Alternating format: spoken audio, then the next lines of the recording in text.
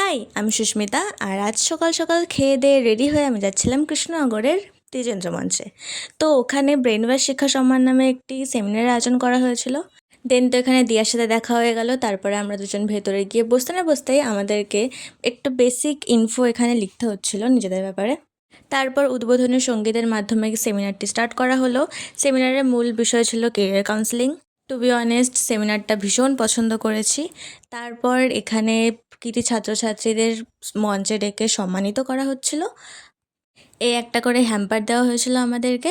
আর যারা টপ 10-এ ছিল তাদেরকে একটা করে এমন সার্টিফিকেটও দেওয়া হয়েছে। তারপর তো ভীষণ খিদে পেয়েছিল, যার জন্য আমরা গিয়েছিলাম চাউমিন খেতে।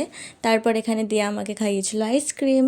তারপর তো চলে গেলাম বাড়িতে। বাড়ি থেকে আবার গিয়েছিলাম কম্পিউটার সেন্টারে। দেন রাতে বাড়িতে এসে আমি এখন খুলছি। তো এর ভেতরে কী কী ছিল তোমাদেরকে দেখাই। একটা তো ছিল এইটা, যেটার ভেতরে আই থিঙ্ক কোর্সের সব ডিটেলস লেখা ছিল। তারপরে ছিল এই নোটবুকটা আর এই পেনটা।